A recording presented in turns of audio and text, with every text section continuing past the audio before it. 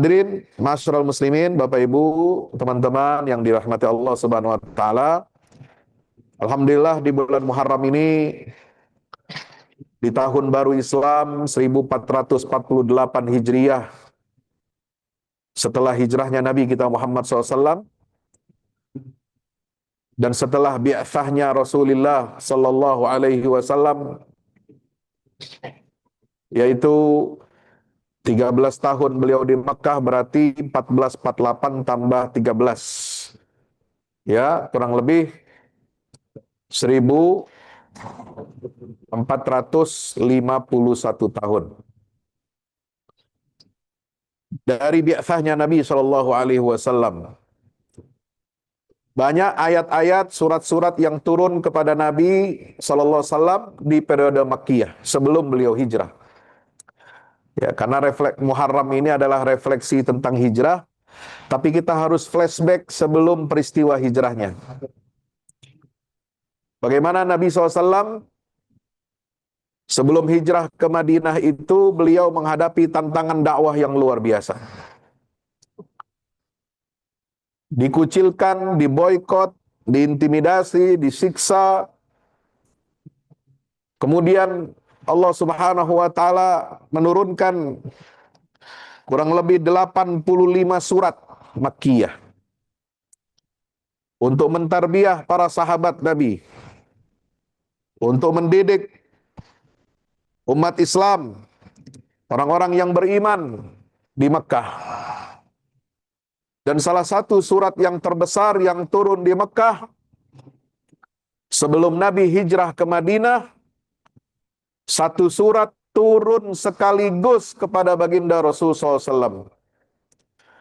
Tidak banyak surat Al-Quran itu kalau turun di bawah Jibril sekaligus dari awal sampai akhir. Kebanyakan surat-surat yang dibawa oleh Jibril itu turunnya berangsur-angsur, sedikit-sedikit. Dan masa turunnya satu surat itu bisa bertahun-tahun. Bisa 5 tahun, bisa 6 tahun, 7 tahun, itu tergantung situasi dan kondisi. Tetapi ada beberapa surat Al-Quran yang turun langsung kepada Nabi SAW itu sekaligus dari awal sampai akhir. Contohnya adalah surah Al-An'am dan surat Yusuf. Dua-duanya adalah surat yang turun di Mekkah. Al-An'am, Allah turunkan surat ini untuk merevolusi tatanan jahiliyah, untuk membongkar dan menghancurkan sistem jahiliyah, mulai dari kemusyrikan, masalah makanan, minuman, masalah yang berkaitan dengan jahiliyah semua dihancurkan oleh Allah dengan turunnya surah Al-An'am. Sehingga dalam satu riwayat Nabi menyatakan bahwa ketika surat Al-An'am itu turun kepada Nabi SAW, bersama Jibril itu turun 70.000 malaikat. Mereka bertakbir dan bertahmid kepada Allah Subhanahu wa ta'ala karena begitu agungnya isi daripada surah Al-An'am itu untuk merevolusi, untuk mendekonstruksi dan untuk menghancurkan tatanan jahiliyah, diganti dengan akidah tauhid yang murni dari Allah Azza wa Jalla. Surat yang kedua adalah surat Yusuf, Bapak Ibu yang dirahmati Allah. Ya. Surat Yusuf ini isinya kita sudah tahu bersama, kalau kita baca, kita renungi, kita baca terjemahannya, maknanya jelas dari awal sampai akhir surat Yusuf 111 ayat itu semua berbicara tentang kisah seorang nabi yang istimewa. Cucu daripada Nabi Ishak dan juga menjadi cicitnya Nabi Ibrahim alaihis salam. Dan Nabi Yusuf ini adalah prototip, contoh perdana bagaimana seorang rasul itu menjadi negarawan. Dakwahnya adalah dakwah struktural. Dakwah apa? Struktural, ya, bukan lagi dakwah kepada masyarakat kelas bawah, kepada rakyat jelata. Ya, mulai dari Nabi Adam terus bertahap, Nabi Nuh, Saleh, Hud, kemudian Syuaib, Idris, dan seterusnya itu semua rata-rata dakwahnya kepada masyarakat. Walaupun tentu saja ketika berdakwah kepada masyarakat, mereka menghadapi penentangan dari apa? Pemuka-pemuka kaumnya yang disebut dengan al-mala'. Wa qala al-mala'u min qaumihi. Nah, biasa kita dengar di surat-surat Makkiyah itu ada istilah al-mala', pembesar-pembesar negeri. Mereka lah penentang-penentang dakwah. Di tiap masa, tiap periode Rasul itu berdakwah, selalu ada al-mala', pembesar-pembesar negeri yang menentang dan menghalangi serta memusuhi dakwah itu. Nah, di masa Nabi Yusuf, inilah awal risalah Allah Subhanahu wa taala itu didakwahkan kepada penguasa langsung. Memang risalahnya ditujukan kepada penguasa untuk membenahi tatanan bernegara.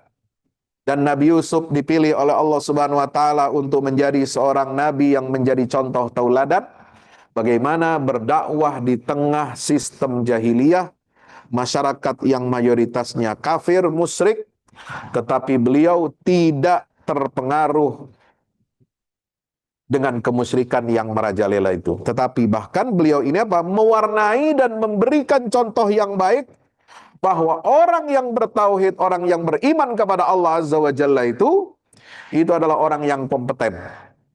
Orang yang hebat, orang yang visioner, orang yang melampaui zamannya. Nah itu, makanya orang Islam ini harus memiliki ya gaya kepemimpinan, leadership, dan tata kelola sebagaimana yang dicontohkan oleh Nabi Yusuf alaihi salam. Bayangkan, kalau nabi-nabi dan rasul pada umumnya mulai dari Nabi Nuh sampai Nabi Isa alaihissalam itu umumnya mujizatnya itu apa? Mujizat bersifat fisik. Mujizat yang bersifat fisik, Nabi Musa membelah lautan, ular tongkatnya Nabi Musa berubah menjadi ular besar raksasa. Ya, Nabi Isa bisa menyembuhkan orang sakit, bisa menghidupkan orang mati, dan lain sebagainya. Ya, kemudian Nabi Nuh, ya, itu mujizatnya bikin apa? Perahu kapal raksasa untuk menyelamatkan manusia dari kehancuran. Mujizatnya Nabi Saleh, unta yang digambar oleh beliau di dinding gunung batu, kemudian dengan izin Allah bisa keluar dari bebatuan itu, benda mati itu menjadi makhluk hidup, unta yang hidup. Itu semua contoh. Nah, Nabi Yusuf ini istimewanya, mukjizatnya itu berkaitan dengan tata kelola negara, dengan manajemen, dengan manajemen krisis, yaitu dengan kemampuan takbir mimpi. Ya, takbir mimpi.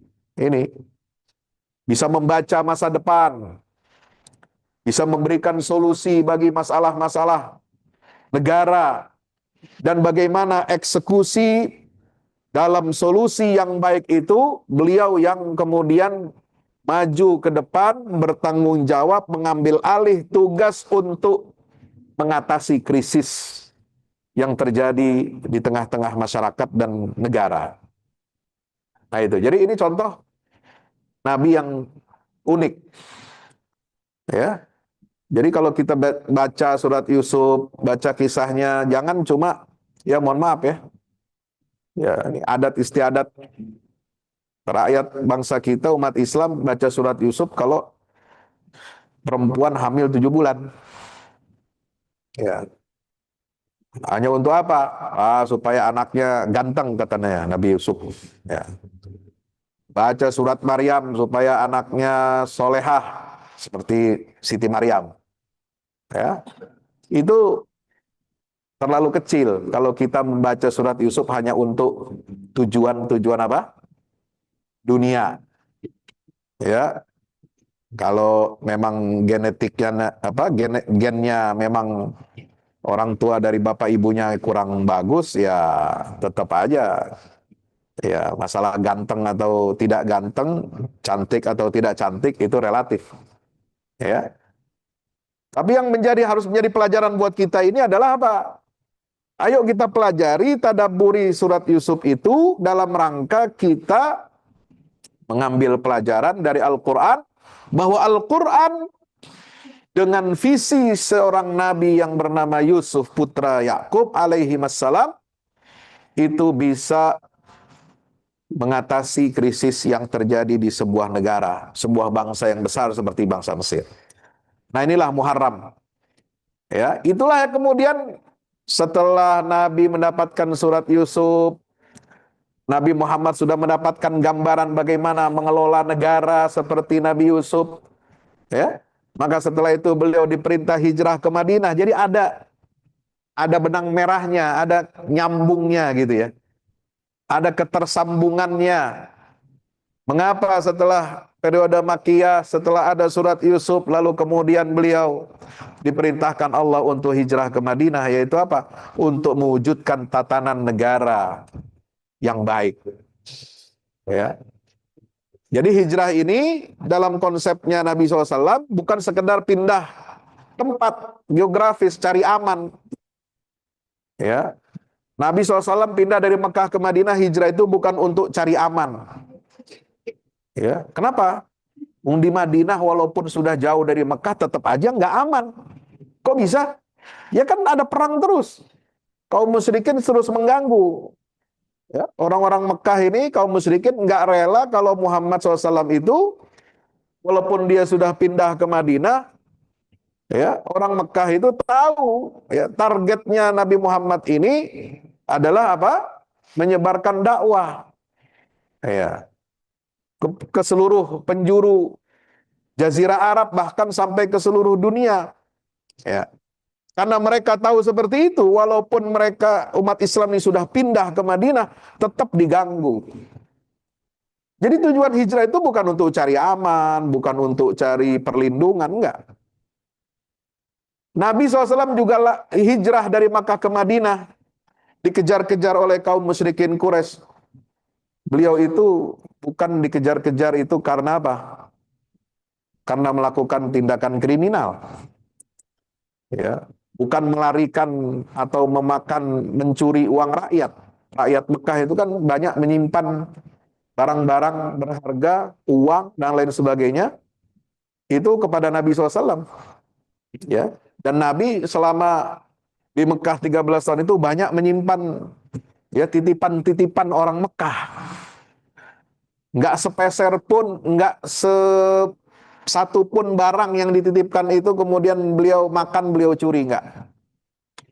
Ya, Nabi itu bukan narapidana, bukan DPO yang disebabkan apa?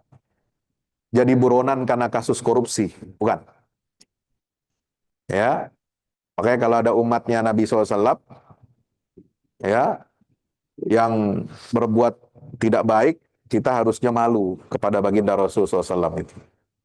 Ya, Bapak Ibu dirahmati Allah Subhanahu Wa Taala, maka hijrah dari Makkah ke Madinah itu adalah untuk membangun apa? Kemandirian. Selain independensi, kemerdekaan dalam beribadah, yaitu membangun apa? Kemandirian ekonomi dan politik. Ya, maka hijrahnya Nabi SAW itu bukan hanya bangun masjid di Madinah, tapi apa? Bangun pasar, ya, untuk mengatasi kemiskinan, untuk menghilangkan gap ekonomi antara kaum muhajirin dan ansor. Kaum muhajirin ini kan waktu di Mekah mereka orang kaya, orang mampu, orang berkecukupan. Tapi setelah hijrah mereka jatuh miskin, total. Kenapa? Hartanya nggak boleh dibawa. Hartanya semua disita di Mekah. Mereka hanya bawa diri, bawa pakaian yang dipakai. Dan bekal selama perjalanan. Nggak bawa hartanya, nggak bawa surat utangnya, nggak bawa surat macam-macamnya, nggak bawa surat tanah, nggak bawa macam-macam. Ya, mereka sampai di Madinah itu apa? Langsung jadi jatuh miskin. Maka untuk menghilangkan kemiskinan itu Nabi SAW ya mendorong umatnya, sahabatnya apa? Bahu membahu membangun pasar Madinah untuk menandingi dominasi Yahudi. Kemudian Nabi mempersaudarakan Muhajirin dan Ansor. Supaya apa? Satu orang Ansor menjamin kebutuhan ekonominya satu orang kaum Muhajirin. Sehingga apa? Masalah kemiskinan itu cepat diatasi. Ya, jadi bukan menjadi beban. Orang hijrah bermigrasi itu jangan jadi beban bagi warga atau penduduk lokal. Nah, itu sudah diajarkan oleh Nabi. Ya, coba lihat zaman sekarang. Orang kalau migrasi ke negara lain, cari suaka, politik, perlindungan, sebagainya, kan jadi beban. Ya, orang asing datang dari mana-mana, datang misalnya ke Indonesia, ditempatkan di tempat karantina, itu kan bebannya negara kita yang biaya itu. Ya, kerjasama dengan UNHCR misalnya kan begitu. UNHCR penyalurannya, tapi uangnya dari pemerintah Indonesia. Semua begitu, imigran-imigran itu. Ya, tapi Nabi caranya adalah dengan mempersaudarakan kaum Muhajirin dan Ansor, sehingga apa? Gap ekonominya hilang. Bahkan dulu ada aturan di awal-awal Madinah itu apa? Orang saudara yang jadi saudara itu, dipersaudarakan Nabi itu mereka berhak untuk mendapatkan warisan dari saudaranya, padahal bukan saudara kandung.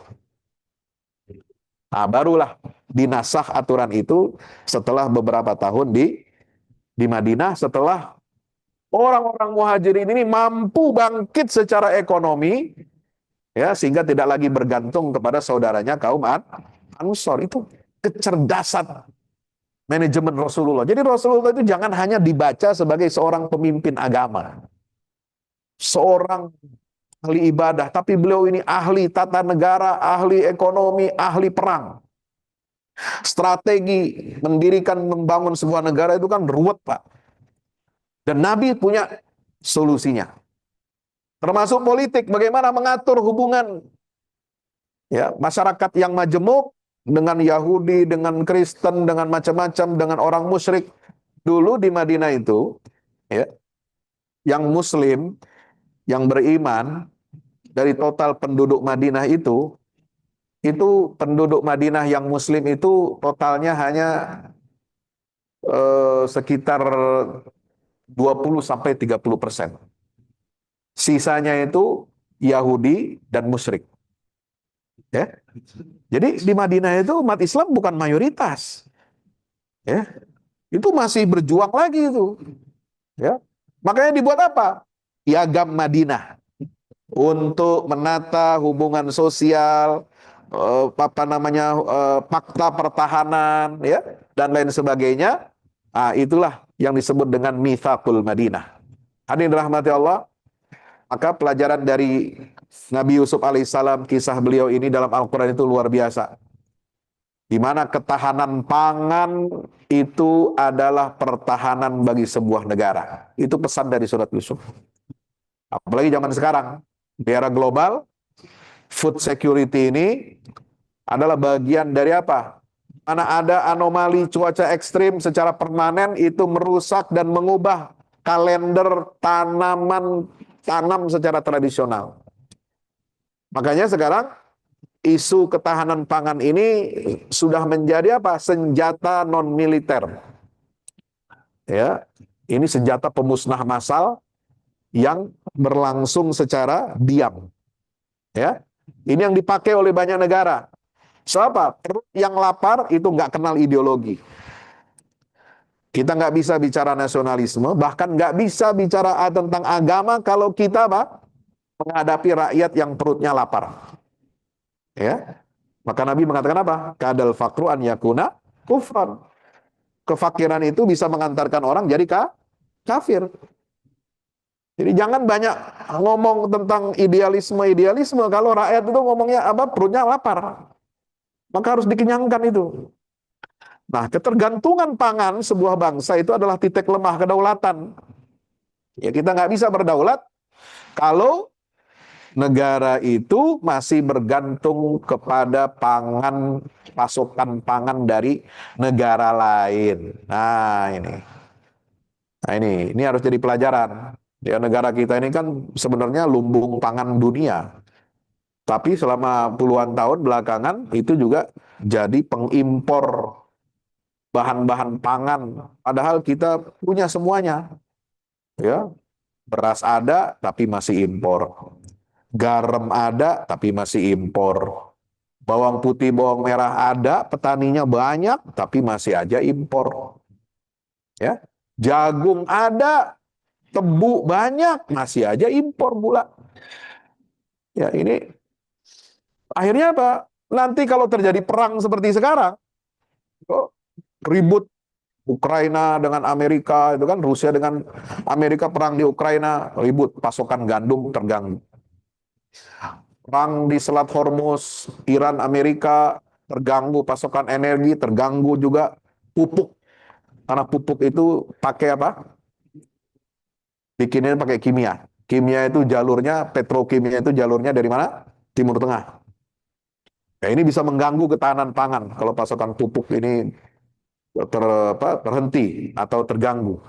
Ya, nah, sehingga apa? Orang berlomba-lomba untuk menahan diri, nggak mau. Makanya kita harus swasembada. Nah, di sini kita belajar dari apa? Tindakan dan respon Nabi Yusuf dalam meramalkan krisis. Mimpi daripada Raja Mesir itu kan mimpinya jelas. Ya, sab'as baqaratin simanin ya'kuluhunna sab'un hijaf wa sab'a sumbulatin khudrin wa ukhra yabisat. Ada 7 sapi yang gemuk dimakan oleh 7 sapi yang kurus. Ada 7 bulir tangkai padi yang besar, di sebelahnya ada tangkai dengan bulir padi yang kering. Nah, itu ditafsirkan. Sampai raja ini bingung, apa tafsir mimpinya ini. Maka Nabi Yusuf menghadirkan solusi, menafsirkan mimpi raja. Akan ada masa 7 tahun negeri Mesir itu makmur, sejahtera, cuaca bagus, ya, pertumbuhan ekonomi bagus. Tetapi nanti setelah 7 tahun berlalu, 7 tahun berikutnya itu akan mengalami masa krisis. Maka kata Yusuf alaihissalam, ij'alni ala khazainil ard. Wahai Tuan Raja, Anda minta untuk menafsirkan mimpi. Saya sudah kasih. Maka sekarang saatnya saya mau ambil alih tugas ini. Ya, jadikan saya sebagai perbendaharawan negara. Oh, coba tuh. Seorang nabi ya, tampil maju, percaya diri untuk apa? Menjadi bendaharawan negara. Saya akan atur ini negara ini. Bagaimana 7 tahun masa kemakmuran itu tidak dipakai untuk foya-foya, tetapi untuk nabung, untuk investasi masa depan. Maka turunlah ayat yang menyatakan tazra'una sab'a sinina da'aban fama hasadtum fadaruhu fi sumbulihi illa qalilan mimma ta'kulun. Surat Yusuf ayat 47 sampai 49, ya. Beliau menyatakan apa? Ini sangat ilmiah ini. Ya. Cetak biru pemerintahan tata kelola arsitektur pangan. Nah, ini. Yang pertama adalah intensifikasi. Tazra'una sab'a sinina da'aba. Ya, kata da'aban, kalian akan menanam sebagaimana biasa yang kalian tanam. Nah, ini yang disebut dengan intensifikasi. Bercocok tanam sebagaimana biasa, bahkan bukan hanya biasa-biasa saja, tapi dioptimalisasi. Seluruh lahan yang ada di negeri Mesir, ya, dimobilisasi, dioptimalisasi untuk apa? Selama 7 tahun pertama mereka menanam tanaman, ya, untuk bahan-bahan pangan tanpa membuang-buang waktu. Tazra'una sab'a sinina da'aba. Terus menerus. Nggak boleh putus, nggak boleh berhenti. Itu artinya da'aban. Yang kedua adalah inovasi teknologi. Ya, fama hasadtum fadaruhu fi sumbulih. Apa hasil panen yang kamu dapat? Ya, jangan semua dikonsumsi. Ya, fama hasadtum fadaruh, biarkan dia hasil panen itu berada di tangkainya. Nah, inilah yang disebut dengan inovasi, ya, teknologi pasca panen zaman dulu untuk menekan hilangnya pasokan makan dan pembusukan dini. Nah, itu dengan cara bagaimana? Itu dibiarkan bulir padi dan gandum itu ditangkainya. Supaya apa? Tidak hancur dan tidak busuk. Dan bisa bertahan selama bertahun-tahun. Subhanallah. Ya, Bapak itu rahmati Allah. Maka itu, ya, yang ketiga adalah cadangan strategis. Illa qalilan mimma ta'kulun. Kecuali sedikit hasil panen itu untuk kalian makan. Ya, inilah yang disebut dengan manajemen konsumsi yang ketat. Dengan cara bagaimana? Membangun gudang. Wah, gudang itu Nabi Yusuf itu merencanakan membangun banyak gudang, ya, untuk penyimpanan makanan, bahan-bahan pangan, ya, untuk mitigasi pacaklik jangka panjang. Nah ini. Jadi Al-Quran bicara tentang apa? Krisis pangan. Solusinya seperti apa dan eksekusinya bagaimana? Inilah mukjizat Al-Quran. Ya. Jadi kita bicara agama itu bukan bicara tentang hanya urusan ibadah. Islam nggak cuma ngajarkan kita sholat, nggak ngajarkan kita hanya puasa Ramadan, nggak hanya ngajarkan kita haji dan umrah, ya. Tapi juga apa? Mengajarkan kita ini bagaimana setiap seorang Muslim itu menjadi khalifah yang baik, ya, menjadi manusia yang berkompeten untuk apa? Bisa mengelola negara. Nah, contohnya dari Nabi Yusuf dan bagaimana Nabi Muhammad SAW berhasil sukses menjadi negarawan. Ya, nah oleh sebab itu harus ada visi baru swasembada. Nah, kita ambil di sini dari pelajaran tentang apa? Kisah Nabi Yusuf itu untuk kita bawa ke tanah air kita. Sekarang, ya, ada masalah sebelum-sebelumnya harus ditangani, yaitu apa? Seringkali ada benturan kebijakan produksi ada di Kementerian Pertanian. Untuk menentukan harga ada di Kementerian Perdagangan. Untuk nanti apa namanya penyimpanan dan distribusi itu nanti urusannya Bulog, ya, bagian logistik. Nah, ini bagaimana sekarang kita bawa ibrah pesan dari kisah Nabi Yusuf ini itu apa? Untuk memanage, ya, ketahanan pangan kita ini secara modern. Ya, apa yang perlu dilakukan oleh pemerintah Republik Indonesia sekarang ini? Yang satu adalah memotong rantai birokrasi yang gemuk, ya, menjadi satu komando. Ini penting, ya, supaya tidak bertele-tele, kemudian tidak panjang apa namanya urusannya, menentukan ini beda, nanti produksinya beda, nanti logistiknya beda. Nah, itu harus di bawah koordinasi yang baik. Ya. Yang kedua adalah mempercepat kita untuk mencetak sawah baru dan optimalisasi lahan. Ya. Itu seperti yang apa? Seperti yang dilakukan dengan program proyek besar, ya, yang ini memang harus terus dikawal. Ya, banyak program-program pemerintah itu yang bagus, ya, tapi kalau minim pengawasan, ya, atau bermasalah ketika penunjukan orang yang bertanggung jawab di bidang itu, nanti itu akan malah menjadi apa? Bumerang. Ya, menjadi bumerang. Ya, program yang bagus untuk rakyat seperti MBG akhirnya apa? Nah, ini menjadi lahan untuk orang ngambilin atau untuk orang curang, ya, menyalahgunakan kekuasaannya, korupsi dan lain sebagainya. Nah ini harus apa? Diatur pengawasannya. Tujuan yang baik itu harus diiringi dengan apa? Pengawasan. Harus diiringi dengan tata kelola yang baik, yang bersih. Ya. Yang ketiga adalah bagaimana mengevaluasi food estate dan memodernisasi alat pertanian kita secara masif. Sebab ada tantangan dan hambatan menuju swasembada ini. Tantangannya adalah soal klasik, ya, penyusutan lahan, di mana lahan pertanian itu seringkali apa? Berubah, dikonversi Ya, dikonversi menjadi apa? Banyak menjadi proyek properti pembangunan ini itu sehingga apa? Lahannya menyusut. Maka itu harus diubah. Bagaimana konversi masif dan berkelanjutan lahan? Ya, ini tetap kita mempertimbangkan ya bagaimana lahan itu bisa menampung dan mencukupi untuk kebutuhan pangan nasional, bukan hanya untuk kawasan industri ataupun perumahan. Ya. Kemudian krisis regenerasi petani. Nah ini petani di desa-desa banyak usianya sudah tua, sementara generasi muda ya jarang yang mau turun ke sawah ya untuk ngurusi pertanian. Kenapa? Karena dianggapnya pertanian itu bukan prospek.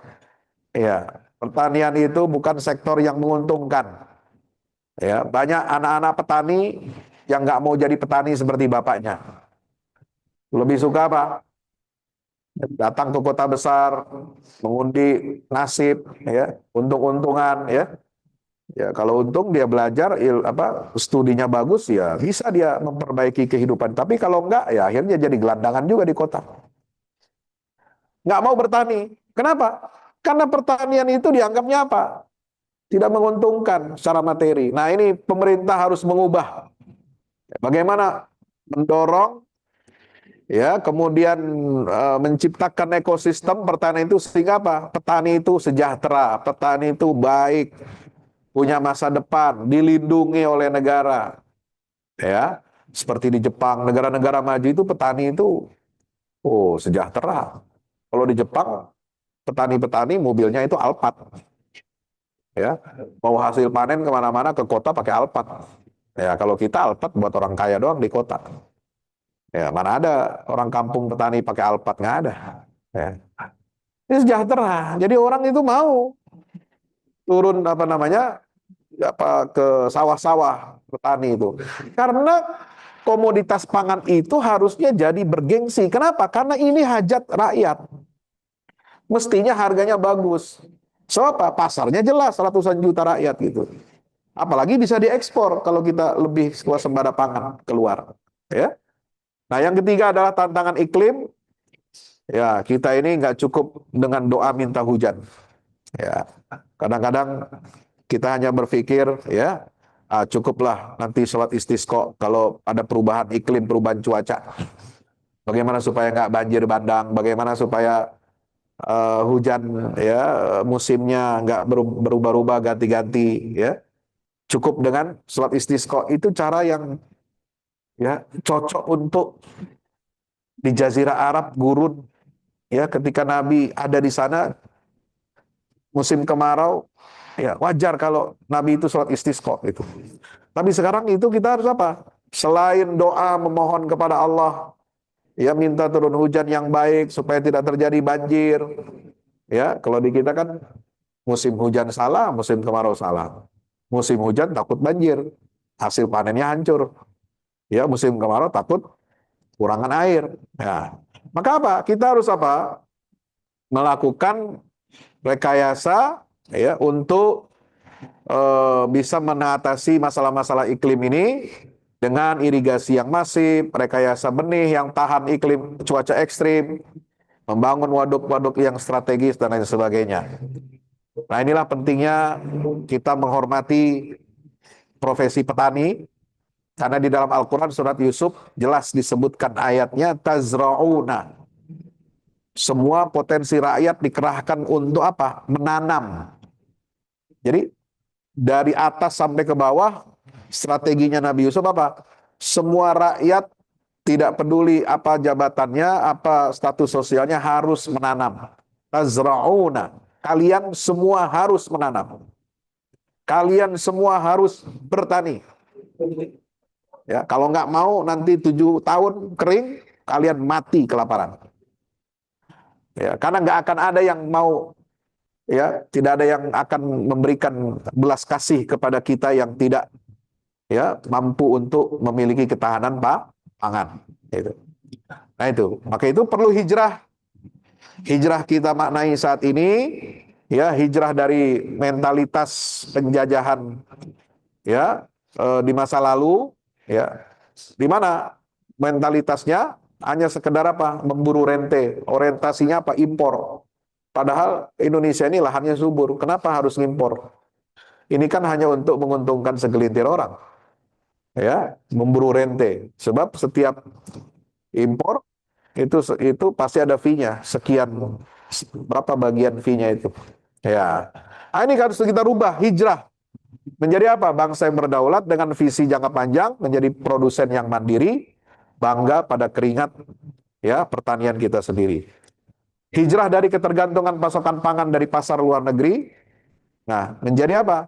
Pangan ini oleh negara diposisikan sebagai instrumen kedaulatan mutlak, harga mati bagi negara kita. Karena negara kita jumlah penduduknya banyak. Ya, 5 tahun, 10 tahun lagi penduduk makin banyak. Ya, maka makin banyak penduduk, makin banyak perut yang harus diisi. Ya, dan harus diberikan jaminan oleh pengelola negara ini. Ya, itu harus hijrah kita. Hijrah dari perilaku konsumsi mubazir kepada konsumsi yang bijak. Wala tubadzir tabdzira. Indonesia ini penghasil sampah makanan terbesar di dunia, nomor 2 setelah Arab Saudi. Ya, maka itu kita harus apa? Peka, sadar lingkungan. Kita harus menerapkan fikih lingkungan hidup, fikih manajemen. Jangan sampai kita buang-buang sampah, apalagi dari makanan. Oh, itu. Makanya zaman dulu orang tua kita apa? Selalu bilang, pada anak-anaknya, jangan sampai makan itu tersisa. Itu nanti berasnya nangis, katanya. Ya, kalau nggak dimakan, nggak ditelan, berasnya nangis. Ya, kalau zaman dulu kita begitu. Ya, sekarang anak-anak ya masih sisa-sisa nasi, masih ada sisa setengah dibuang, nggak dimakan. Alhamdulillah. Maka itu perlu ada sinergi antara ulama, umaro, dan umat masyarakat. Ya, pemerintah harus melakukan apa?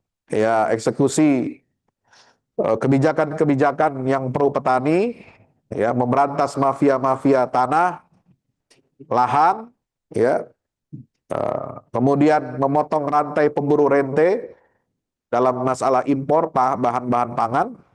Kemudian ulama melakukan edukasi tentang fikih pangan, fikih lingkungan hidup, ya, di mana pesantren-pesantren punya tanah wakaf, lahan yang luas, itu bisa menjadi pusat agrobisnis bagi komunitas masyarakat yang ada di sekitarnya.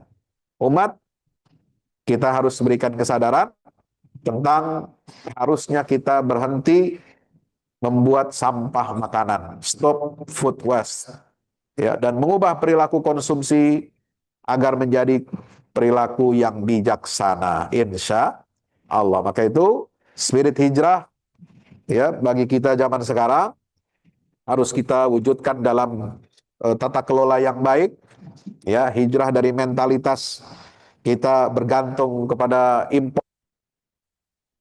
Mana kalau terjadi perang, krisis energi, harga pangan itu pasti naik, langka, dan kalau ada harganya mahal kalau kita terus mengimpor.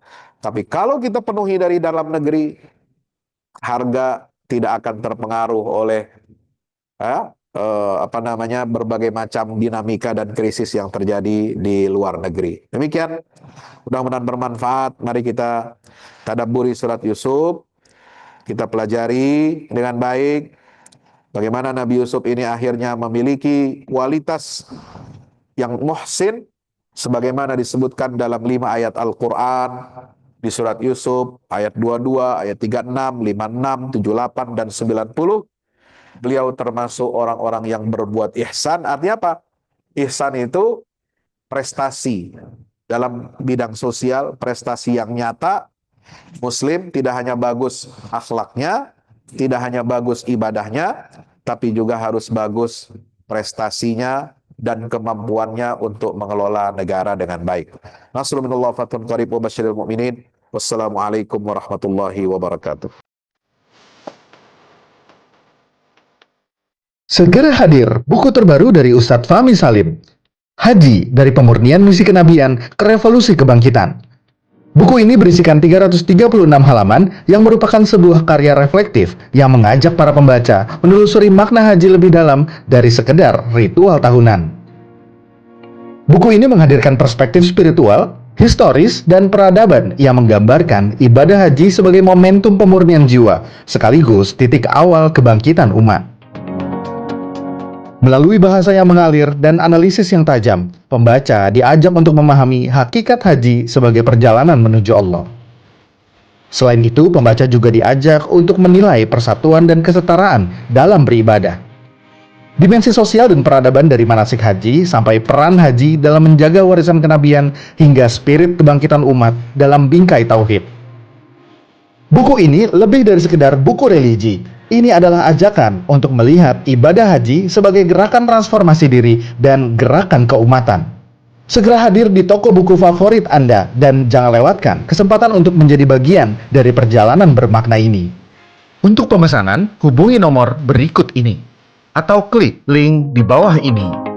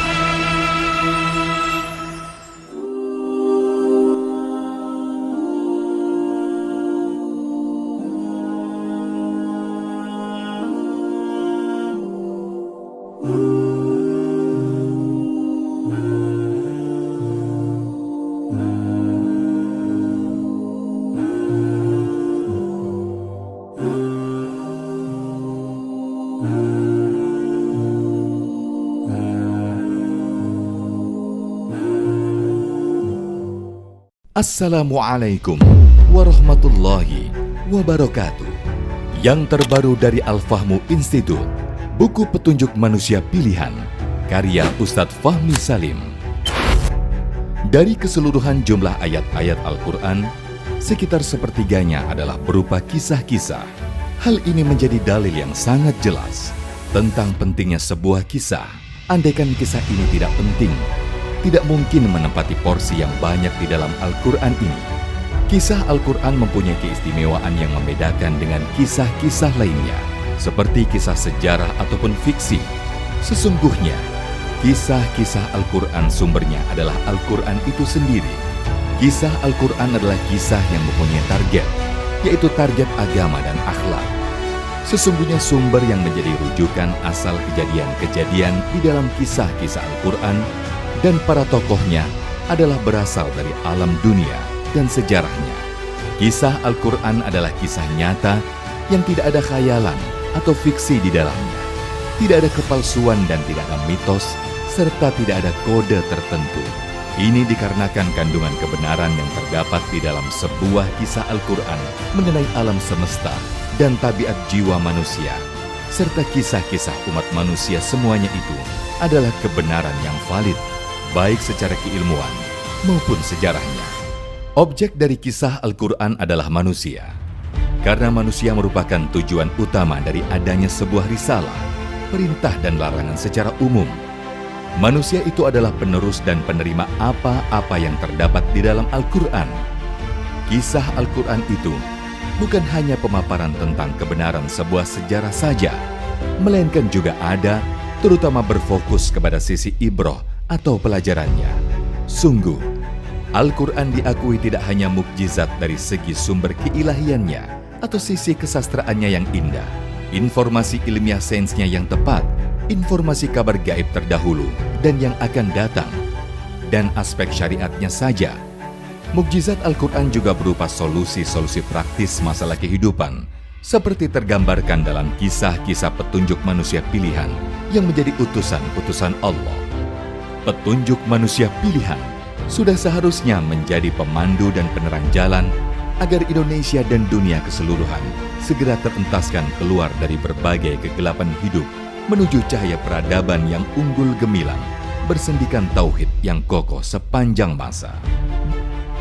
Dikemas dengan tuturan yang mengalir, bercerita tanpa menggurui, petunjuk manusia pilihan bisa menjadi khasanah di setiap keluarga untuk memetik pelajaran dari kisah-kisah manusia terdahulu, dan pelajaran itu berkaitan erat dengan kehidupan kita masa sekarang.